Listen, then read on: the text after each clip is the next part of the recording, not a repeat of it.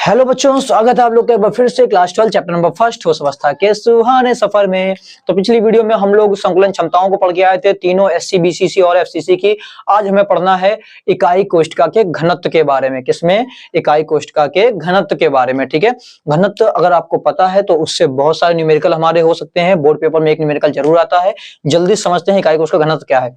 देखिए, कोई परिभाषा इसकी अलग से नहीं है, ठीक है, बस इसमें एक बात बताई गई है, कह रहा कि किसी क्रिस्टल का घनत्व उसके इकाई कोष्ठिका घनत्व के बराबर होता है। मतलब अगर ये मान लीजिए पूरा कोई जालक है, कोई घन का पूरा जालक है और आपको पूरे जालक का घनत्व चाहिए, तो पूरे जालक का जो घनत्व होगा वो उसकी एक इकाई कोष्ठिका के घनत्व के बराबर होगा। ठीक है, कहने का मतलब ऐसा समझिए, रूबिक क्यूब आपने देखा होगा, तो क्यूब में आपने देखा है कि अगर उसको ऊपर से हम लोग देखें तो एक घन जैसा दिखता है, बट उसमें जो टुकड़े लगे होते हैं वो भी क्या होते हैं? वो भी छोटे छोटे घन जैसे होते हैं। ठीक है ना, तो पूरा रूबिक क्यूब एक जाल हो गया, जालक हो गया, ठीक है, उस घन का। और जो छोटा सा एक हम लोग देख रहे हैं उसका टुकड़ा, वो क्या है? उसकी इकाई कोष्ठिका है। ठीक है, तो अगर हम उस इकाई कोष्ठिका का क्या निकाल लेते हैं? घनत्व निकाल लेते हैं, तो जो पूरा रूबिक क्यूब है, उस पूरे रूबिक क्यूब का घनत्व भी वही आएगा जो उस छोटे से टुकड़े का आया है। ठीक है, तो वही वो कह रहा है कि क्रिस्टल का जो घनत्व होता है, पूरे क्रिस्टल यानी रूबिक क्यूब जो हो गया हमारे पास में, उसका जो घनत्व होगा उसकी इकाई कोष्ठिका के घनत्व के बराबर होगा। मतलब उसके एक टुकड़े के घनत्व के बराबर होगा। ठीक है, और कह रहा है अगर आपको इकाई सेल का घनत्व पता होगा तो आप क्या क्या कर सकते हैं? उस इकाई सेल का प्रकार निकाल सकते हैं। वो एससी है, बीसीसी है, एफसीसी है, या फिर उसपे परमाणु की त्रिज्या बता सकते हैं, उसका परमाणु भार भी निकाल सकते हैं। ठीक है, तो हमारे पास में घनत्व का फॉर्मूला हम लोग क्या जानते हैं? जल्दी से देखिए, इसकी प्रूविंग करते हैं हम लोग। हमें पता होता है, हम जानते हैं कि घनत्व बराबर क्या होता है? द्रव्यमान बटे आयतन। ठीक है, तो घनत्व का ये हमारे पास फॉर्मूला है। अब हमें इकाई कोष्ठिका निकालना है इसको, तो क्या करिए आप, सब जगह इकाई कोष्ठिका लगा दीजिए। तो यहाँ पर घनत्व की जगह क्या लिखेंगे? इकाई कोष्ठिका घनत्व, द्रव्यमान की जगह इकाई कोष्ठिका का द्रव्यमान, और आयतन की जगह इकाई कोष्ठिका का आयतन। ठीक है, तो हमें क्या क्या निकालना है? पहले इकाई कोष्ठिका का द्रव्यमान निकालेंगे, फिर इकाई कोष्ठिका का आयतन निकालेंगे। ठीक है, तो अगर इकाई कोष्ठिका का द्रव्यमान हमें निकालना है तो ये हमारा कैसे आएगा? हमारा आएगा इकाई कोष्ठिका का द्रव्यमान। ये हम कैसे निकालेंगे? ध्यान दीजिए जरा, एक बात बताइए आप छोटी सी, हमें इकाई कोष्ठिका का द्रव्यमान निकालना है। ठीक है, जस्ट एक आप चीज समझिए, जैसे हमने रूबिक क्यूब की ही बात की थी, तो आप जानते हैं उसमें कि 9 छोटे छोटे घन लगे होते हैं, उनके ऊपर 9 होते हैं, उनके ऊपर 9 होते हैं, टोटल 27 होते हैं। ठीक है, अब हम आपसे कह रहे हैं पूरे के पूरे उस जो हमारे पास रूबिक क्यूब है, उस पूरे क्यूब का बताइए वजन कितना है। हमने आपको कंडीशन दी है कि आपको तौल के नहीं देखना है। ठीक है, आपको बस ऐसे ही देखकर बताना है कि पूरे का पूरा जो रूबिक क्यूब है उसका वजन कितना होगा। तो आप क्या दिमाग लगाएंगे? आप ये सोचेंगे कि हमें इतना तो दिख रहा है कि इसमें टुकड़े 27 लगे हुए हैं। पूरे में कितने लगे हैं? 27 टुकड़े, 9 के ऊपर 9 के ऊपर 9। ठीक है, अगर हमें किसी तरह से एक टुकड़े का वजन पता चल जाए, कितने का? एक टुकड़े का, ठीक है, एक परमाणु का वजन पता चल जाता है, तो बाकी क्या करेंगे हम लोग? जितने भी हमारे पास टोटल परमाणु है उतने का मल्टीप्लाई करा देंगे, उसमें पूरे के पूरे क्यूब का वजन आ जाएगा। ठीक है, तो हमें क्या करना है? ऐसे ही अगर हमें इकाई कोष्ठिका, एक इकाई कोष्ठिका का क्या चाहिए? द्रव्यमान चाहिए। तो हमें यह पता चल जाए कि जो इकाई कोष्ठिका है उसमें एक परमाणु का कितने का? एक परमाणु का वजन कितना है? एक परमाणु का द्रव्यमान। ठीक है, एक परमाणु का द्रव्यमान पता चल जाए हमको, तो हम क्या करेंगे? उस एक परमाणु के द्रव्यमान में टोटल उसमें कितने परमाणु हैं, यानी कि कुल परमाणुओं की संख्या का मल्टीप्लाई करा देंगे। कुल परमाणुओं की संख्या। ठीक है, जैसे अगर हम लोग बात करते हैं एससी के लिए, तो एससी एक परमाणु से बनता है, बीसीसी 2 से बनता है, एफसीसी 3 से बनता है। ठीक है ना, तो कुल परमाणु संख्या हमारे लिए क्या हो जाएगी? जेड, जहां पर जेड हमारे लिए एससी के लिए 1, बीसीसी के लिए 2, एफसीसी के लिए 4 होता है। ठीक है, तो यहाँ पर हमें ये तो चीज मिल जाएगी कि हमें जब क्रिस्टल बोल देगा एससी, बीसीसी, एफसीसी, तो जेड की वैल्यू तो पता चल जाएगी। अब समस्या है एक परमाणु का द्रव्यमान कैसे निकालें। ठीक है, तो देखिए एक परमाणु का द्रव्यमान कैसे निकाल सकते हैं हम लोग? हम लोग को निकालना है एक परमाणु का द्रव्यमान।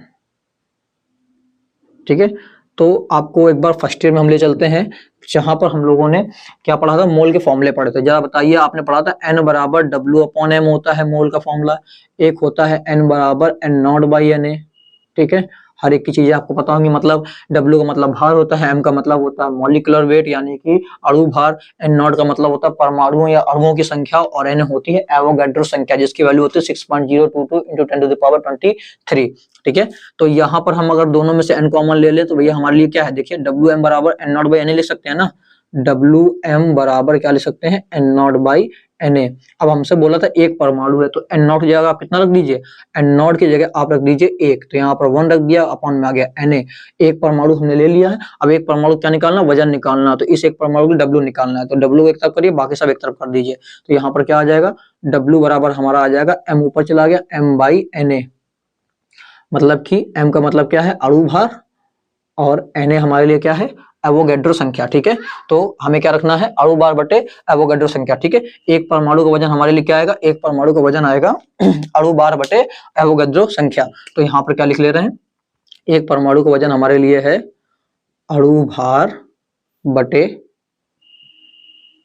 एवोगैड्रो संख्या। ठीक है, अणु भार को M से डिनोट कर लिया हम लोगों ने, और एवोगैड्रो संख्या को करते हैं Na से। ठीक है, एवोगैड्रो नंबर। ओके, इसको मान लीजिए कौन सा, एक काम करिए, यहाँ पर इसको चाहें तो आप समीकरण 2 दे दीजिए नाम।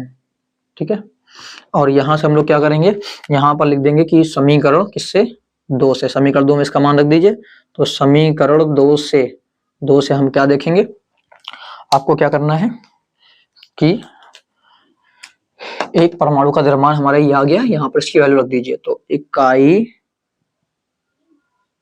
कोष्ठिका का द्रव्यमान हमारे पास क्या आ जाएगा, इकाई कोष्ठिका का द्रव्यमान हमारे पास आ गया। इसकी जगह क्या रख देंगे, अणु भार। एक काम करते हैं, इसको छोटा सा कर लेते हैं, सारे सिंबल रख लेते हैं हम लोग। ठीक है, तो एक परमाणु का द्रव्यमान जगह क्या रखेंगे, M अपॉन में Na, और इसके मल्टीप्लाई में क्या लिखा हुआ उधर पे, Z। ठीक है, ये हमारा हो गया समीकरण नंबर तीसरा। कौन सा है, तीसरा। ठीक है, तो हमने देखिए इकाई कोष्ठिका का द्रव्यमान निकाल लिया है। अब क्या बारी है इकाई कोष्ठिका के आयतन की, तो इकाई कोष्ठिका का आयतन तो आप अच्छे से जानते हैं, इकाई कोष्ठिका का आयतन कितना होता है, AQ। समीकरण नंबर 4। अब समीकरण 3 और 4 की वैल्यू कहाँ रखेंगे, समीकरण 1 में, तो समीकरण 3 व 4 का मान कहाँ रख दें, समीकरण 1 में रखने पर। अब 1 में रखेंगे तो इकाई कोष्ठिका का घनत्व जो होता है इसको प्रदर्शित करते हैं हम लोग रो से, तो यहाँ पर डायरेक्ट हमारे लिए वैल्यू क्या आएगी, रो बराबर, देखिए P नहीं है, P जैसा लग रहा है। ठीक है, P हम लोग इस तरह से बनाते हैं और रो को ऐसे नीचे से शुरू करते हैं, ये है रो। ठीक है ना, तो रो बराबर हमारे लिए क्या हो जाएगा, इकाई कोष्ठिका का द्रव्यमान जो आया था हमारे लिए M into Z upon Na। तो यहाँ पर हम इसको आगे पीछे कर ले रहे हैं, Z इंटू M। ठीक है, अपॉन में Na है तो अपॉन में लिख दिया Na, और साथ में क्या रखना, इकाई कोष्ठिका का आयतन तो होता है AQ, तो बटे में यहाँ पर क्या आ जाएगा, AQ। तो हमारे लिए ये फॉर्मूला निकल के आ गया, इंपॉर्टेंट है हमारे लिए फॉर्मूला, अच्छे से याद कर लीजिए कि रो बराबर Z into M upon AQ into Na। अब यहाँ पर आपका सबका मतलब हम लिख दे रहे हैं, जहां रो क्या होता है, रो होता है घनत्व, इकाई कोष्ठिका का क्या होता है, घनत्व, M हमारे लिए है अणु भार या परमाणु भार भी आपके पास में अगर आता है एक परमाणु के लिए तो आप M का ही प्रयोग करना। ठीक है, बार बार हम लोग यहाँ इसको बदलते रहेंगे। A होती है हमारे लिए कोर लंबाई, और Na का मतलब आपको पता ही है, फर्स्ट ईयर में आपने अच्छे से पढ़ा होगा, एवोगैड्रो संख्या होती है ये। ठीक है, इसकी वैल्यू कितनी होती है, इसकी वैल्यू होती है हमारे लिए 6.0, देखिए 22 भी रख सकते हैं, 23 भी रख सकते हैं, आपकी इच्छा है, जो मर्जी आप लिख लीजिए। ठीक है ना, 6.022 या फिर 6.023 इंटू 10 टू द पावर 23। ठीक है, 22 रखने पर ये होता है कि कुछ अगर हमारी वैल्यू 2 वाली आती है तो कट जाती है आसानी से। आप इसका स्क्रीनशॉट ले लीजिए जल्दी से।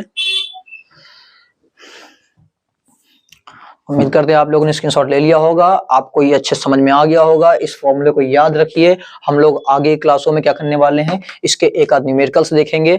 इससे जो न्यूमेरिकल्स हो सकते हैं, इकाई सेलों की संख्या निकालना, ठीक है, परमाणु की संख्या निकालना या फिर घनत्व निकालना, या जो भी इससे न्यूमेरिकल हो सकते हैं, हम 2-3 न्यूमेरिकल आपको बताने का प्रयास करेंगे। ठीक है, तो ऐसी ही अच्छी वीडियो के लिए बने रहिए हमारे साथ में। मिलते हैं नेक्स्ट वीडियो में।